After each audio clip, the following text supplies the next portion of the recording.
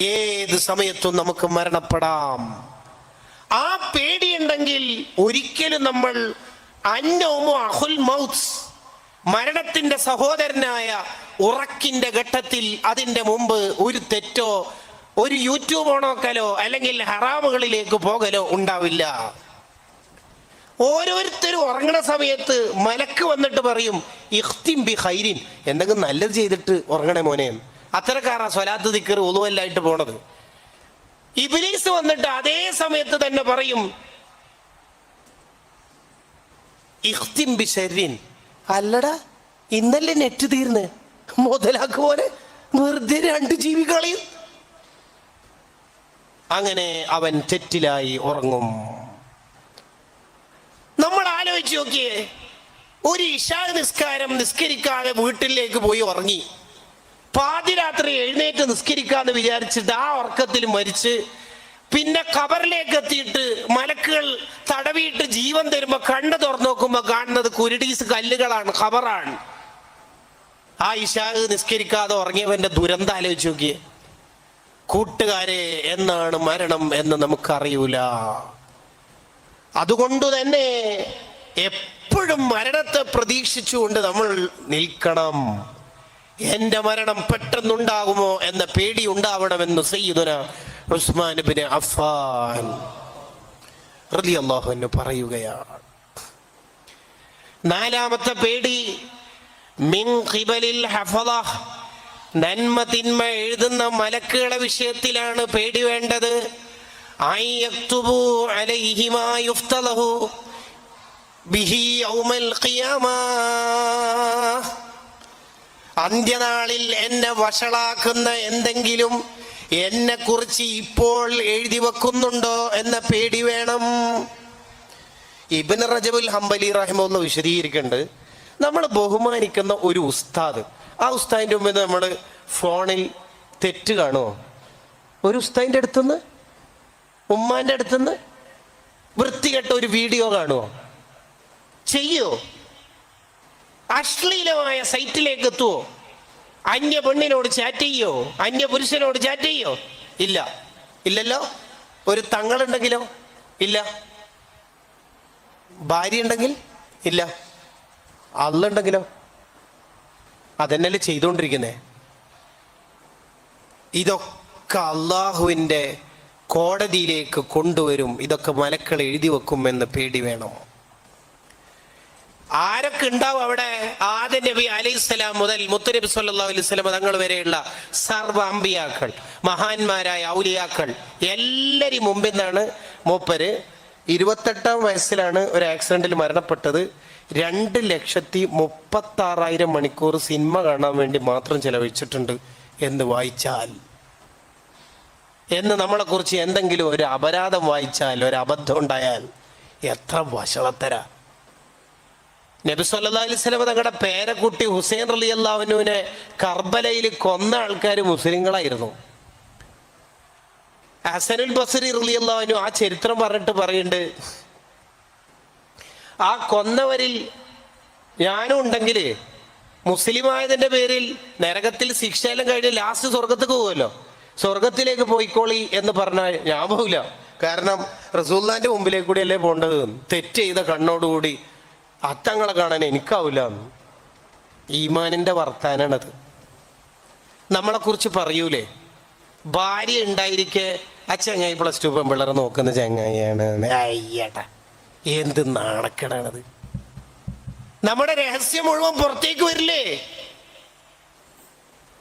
ഇത് നമുക്ക് പേടിയുണ്ടാവണം എന്ന് സയ്യിദുന ഉസ്മാൻ ഇബ്നു അഫ്ഫാൻ റളിയല്ലാഹു അൻഹു. 5ാമത്തെ പേടി എന്താണ്? ദുനിയാവ് കൊണ്ട് എനിക്ക് ആഖിറം നഷ്ടപ്പെടുന്നുണ്ടോ എന്ന് പേടി വേണം. സാലറി ഒക്കെ ടോപ്പാണ്, പക്ഷേ നിസ്കാരം കളാകുന്നൊന്നുമില്ല. പക്ഷെ ഒരൊറ്റ ജമാഅത്ത് നടക്കുന്നില്ല ഉസ്താദേ, സ്റ്റാഫിനെ വെച്ച് നോക്കി ആവുന്നില്ല.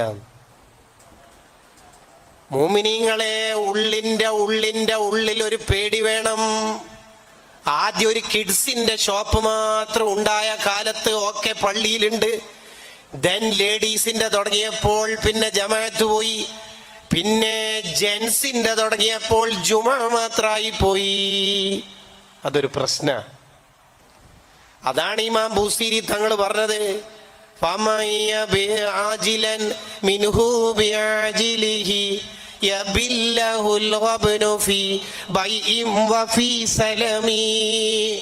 ഹാജിയാർക്ക് 6 മക്കളുണ്ട്. ഒരാള് ബിഫാം, മറ്റേയാള് BDS, വേറൊരാള് ഫാം ഡി, ഒരാൾ ആയുർവേദിക്, മറ്റേയാൾ MBBS, വേറൊരാള് BDS മെഡിക്കലിന്റെ എല്ലാം ആയി. ഒരൊറ്റ എണ്ണത്തിന് ഫാത്തിഹ തജ്വീദ് അനുസരിച്ച് അറിയില്ല. ഹാജിയാരെ 65 കൊല്ലത്തെ ജീവിതം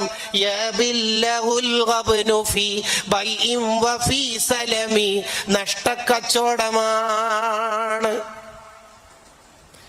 കാരണം ഈ മക്കളെ അള്ള തന്നതെന്തിനാണ്?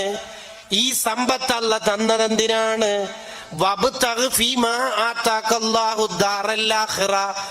ഈ ദുനിയാവിലെ അനുഗ്രഹങ്ങളെ കൊണ്ട് സ്വർഗം കിട്ടാനാണ്. അതല്ലേ സുഹൈബ് ബിൻ സിനാൻ റളിയല്ലാഹു അൻഹു മക്കത്തുനിന്ന് മദീനയിലേക്ക് ഹിജറ പോകുമ്പോൾ ശത്രുക്കൾ ചുറ്റും കൂടിയിട്ട് പറഞ്ഞു, സുഹൈബേ, നീ മക്കയിൽ നിന്ന് സമ്പാദിച്ച സമ്പാദ്യങ്ങൾ മുഴുവൻ മദീനയിലേക്ക് കൊണ്ടുപോകാൻ നമ്മൾ അനുവദിക്കൂല, ഇപ്പൊ നിന്നെ കൊന്നുകളയും. സുഹൈബ് റളിയല്ലാഹു അൻഹു പറഞ്ഞു, എൻ്റെ സ്വത്താണ് നിങ്ങൾക്ക് ആവശ്യം. 2000 ദിർഹം ഇന്നാലിന്ന സ്ഥലത്തുണ്ട്, 2000 ദീനാർ ഇന്നാലിന്ന സ്ഥലത്തുണ്ട്, പോയി എടുക്കാം. ഇനി എന്നെയാണോ ആവശ്യം? ഓക്കെ, അവനായിൽ ഇഷ്ടം പോലെ അമ്പുകളുണ്ട്, നമുക്കൊന്ന് നോക്കാം. ഇത് പറയുമ്പോഴേക്ക് അവരൊക്കെ പോയി. അവർക്ക് വേണ്ടത് ദുനിയാവാണ്.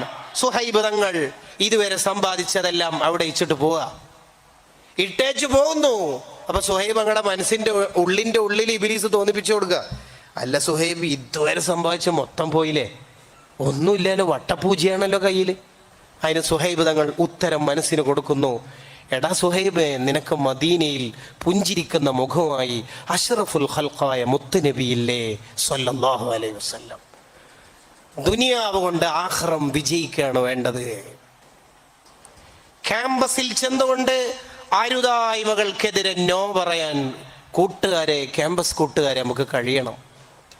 ഈ 4 കൊല്ലത്തെ ജീവിതം, ഡിഗ്രി കാലം അല്ലെങ്കിൽ PG കാലം അല്ലെങ്കിൽ ഡിപ്ലോമ കാലം അല്ല യഥാർത്ഥ ജീവിതം എന്ന് പറയുന്നത്.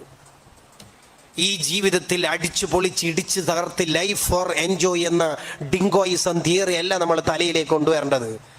എനിക്ക് ഈ ദുനിയാവ് കൊണ്ട് ആഖിറം കിട്ടണം എന്നാണ് ചിന്തിക്കേണ്ടത്. പേടി വേണം, എൻ്റെ ദുനിയാവ് കൊണ്ട് എനിക്ക് ആഖിറം പോകണ്ടോ? അങ്ങനെ കുറേ ആൾക്കാരുണ്ടല്ലോ, ഗൾഫിലേക്ക് പോകുമ്പോൾ ചെല്ലിയ ബദർ മൗലിദ് തിരിച്ചു വരുമ്പോൾ ഷിർക്കാവുന്ന കുറേ ആൾക്കാരുണ്ട്. അത് ദുനിയാവ് 4 കുവൈത്തിന്റെ കേടി കിട്ടുമ്പോഴേക്ക് ആഖിറം മറക്കണതാ. അങ്ങനെ ആവരുത്. നമ്മൾ ദുനിയാവ് കൊണ്ട് ആഖിറം വിജയിച്ചവരെ പറ്റി പഠിക്കണം. ലാസ്റ്റത്തെ ആശയം കൂടി പറഞ്ഞു നിർത്തുന്നു. കുടുംബക്കാരെ കൊണ്ട്, മക്കളെ കൊണ്ട്, അഖിലുകാരെ കൊണ്ട് ഞാൻ സ്വർഗത്തിൽ പോകുമോ നരകത്തിൽ പോകുമോ എന്ന് പേടി വേണം. ആ പേടി ഉണ്ടാവണം. പല രക്ഷിതാക്കളും മക്കളെ കൊണ്ട് നരകത്തിൽ പോകുന്നവരായിരിക്കും. കാരണം ഷർഹു ഉഖൂദുൽ ലജീൻ എന്ന ഗ്രന്ഥം പറയുന്നു ദീൻ പഠിപ്പിക്കാത്തോണ്ട്. ബാക്കിയൊക്കെ ഉണ്ടാവും.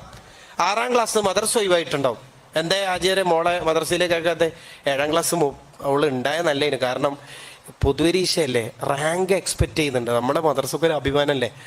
അപ്പൊ മൂപ്പരെ മറുപടി സദറുസ്താനോട്, വലുതായില്ലേ, അത്യാവശ്യം വലുതായില്ലേ, SLCക്ക് പോകുന്നുണ്ട്, +2ന് പോകുന്നുണ്ട്, ഡിഗ്രിക്കും പോകുന്നുണ്ട്. അതെന്തേ? അതുണ്ടല്ല, മദ്രസയിലേക്ക് വരാനുള്ള പർദ്ദ ഇടുമ്പോൾ വലുത്, യൂണിഫോം ഇടുമ്പോൾ ചെറുത്. എന്നൊരു കാര്യം ചെയ്തോളി, പേര് മാറ്റിക്കോളി, മാജിക് ഫാത്തിമ കേട്ടോ. മദ്രസയിലേക്ക് പോകുമ്പോൾ വലുത്. ആരോടാ ഈ ഉടായിപ്പ്? എന്തിനാ ഈ ഉസ്താദ് മദ്രസയിൽ പഠിപ്പിക്കണം എന്ന് പറയുന്നത് അറിയാം? ആചാരേ, നിങ്ങളും മരിച്ചിട്ട് ഖബറിലെത്തിയാൽ അവിടെ വന്നിട്ട് ഫാത്തി വന്ന ഒരു മോന്, വീട്ടിൽ നിന്ന് ഫാത്തി വന്ന ഒരു മോള്, അതിനാണ് ഉസ്താദ് പറയണത്. വേറെ ഒന്നിനുമല്ല. മക്കളെ കൊണ്ട് സ്വർഗം കിട്ടിയവരാവണം.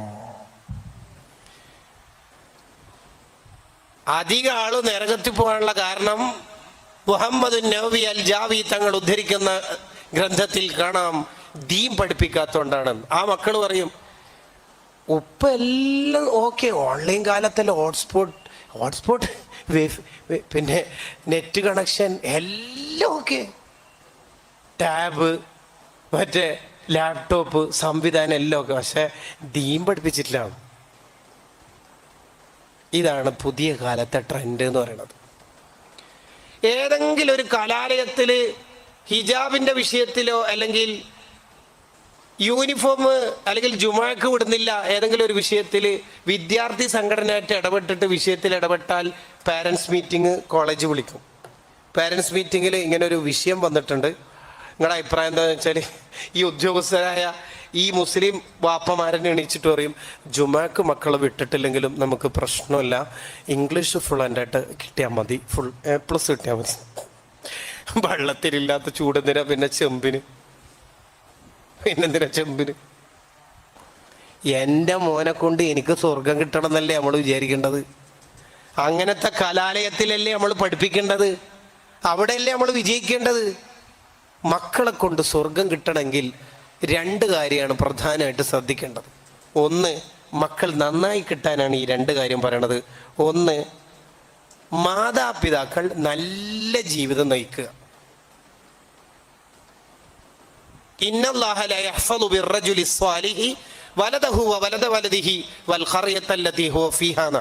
മുഹമ്മദ് ബിൻ മുൻകദിർ റളിയല്ലാഹു അൻഹു പറഞ്ഞത്. മക്കൾ നന്നാവാൻ മാതാപിതാക്കൾ നന്നായാൽ മതി.